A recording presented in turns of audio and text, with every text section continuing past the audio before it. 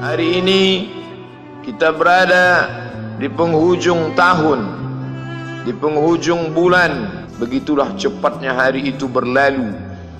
Hari berubah menjadi pekan, pekan menjadi bulan, bulan menjadi tahun, tahun menjadi windu, windu berubah menjadi abad. Yang mati hilang, yang dulu hidup kaya, hari ini hanya tinggal kenangan saja. Kemana mereka dulu yang hebat-hebat, bangsawan, para penguasa? Semuanya mati ditelan zaman. Yang tinggal hanya apakah dia orang paling baik, dicatat dengan tinta emas, atau dia orang paling jahat, dihujat, dicaci dan dimaki.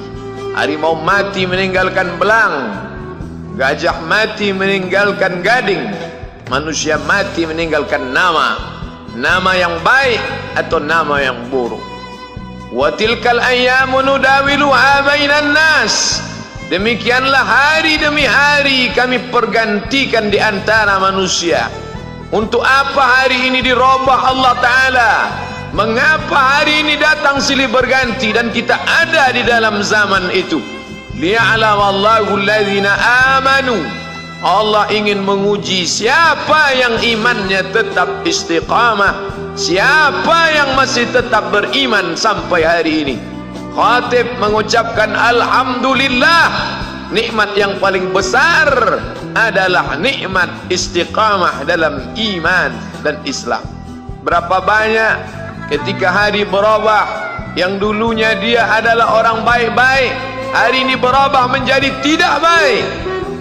Yusbihu mu'minan, pada waktu pagi dia beriman, wa yumsi kafiran, petang hari dia berubah menjadi kafir. Maka kita selalu meminta, ya muqallibal qulub, wahai engkau yang membolak-balikkan hati, tsabbit qulubana, kokohkan hati kami, ala dinik, dalam agamamu, wa ala ta'atik, dalam ketaatan kepadamu.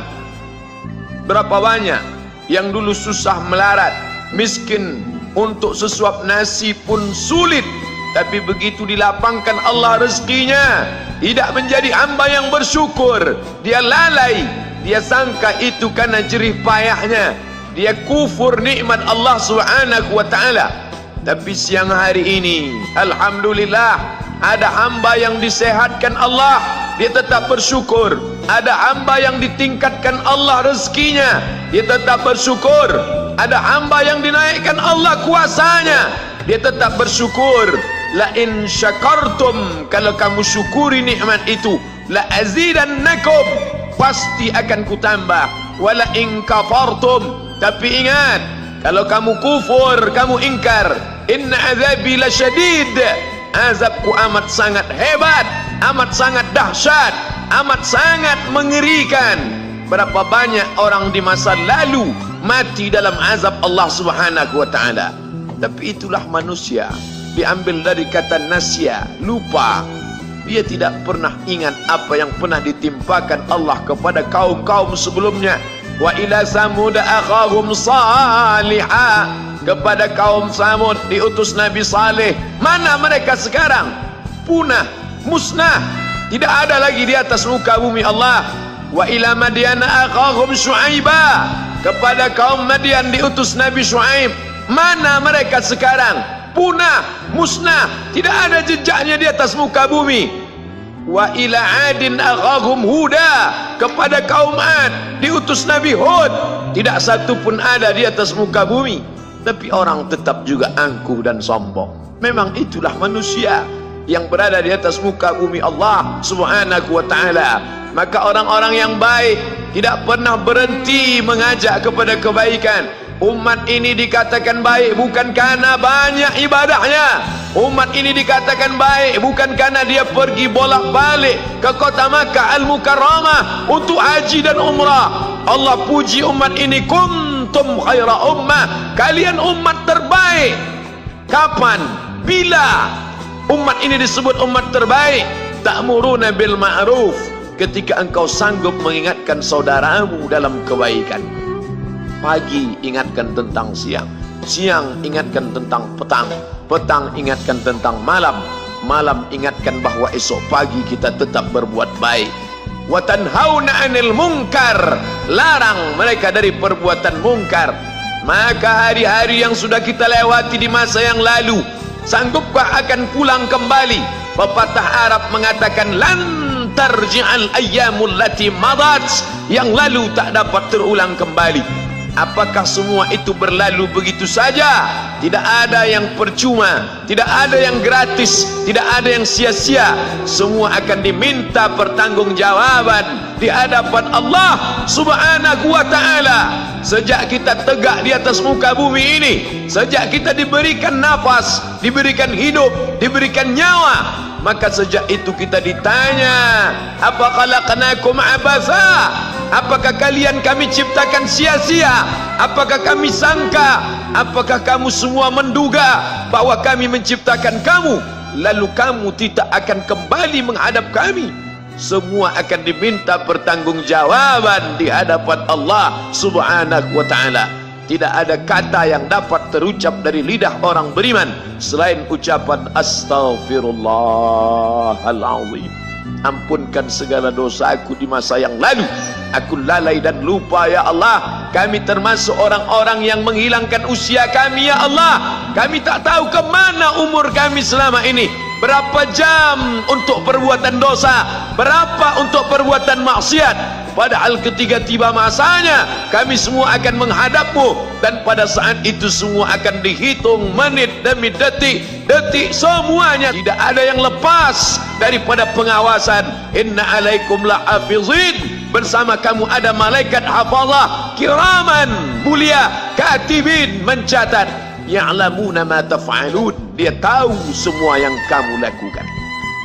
Betapa waktu-waktu yang lalu itu tak dapat kita tebus dengan apapun selain kita perbaiki di masa yang akan datang. Tingkatkan kualitas salat berjamaah, tingkatkan membaca Al-Quran. Andai usia kita sudah lanjut, tak dapat kita jemput, maka kita didik anak cucu generasi akan datang menjadi generasi yang Qurani dan Islami. Sab'atun yudhilluhumullah, ada 7 di antara yang dapat naungan Allah. Yauma la dhilla illa dhilluh, hari itu tidak ada naungan kecuali naungan Allah Subhanahu wa ta'ala. Di antara yang mendapat naungan itu adalah syabun, anak muda, nasya'a fi ibadatillah, anak muda yang tumbuh beribadah kepada Allah Subhanahu wa ta'ala. Andai masa muda kita penuh dosa, andai masa muda kita penuh narkoba, andai masa muda kita penuh zina, wal iyadzubillah wa na'udzubillah, jangan sangka Allah tutup pintu taubat. Innallaha la yaghfiru ayyushraka bihi, Allah tak terima taubat orang yang mempersekutukannya. Wa yaghfiru ma duna dzalika liman yasha, tapi taubat selain itu diterima, dibukakan Allah Ta'ala.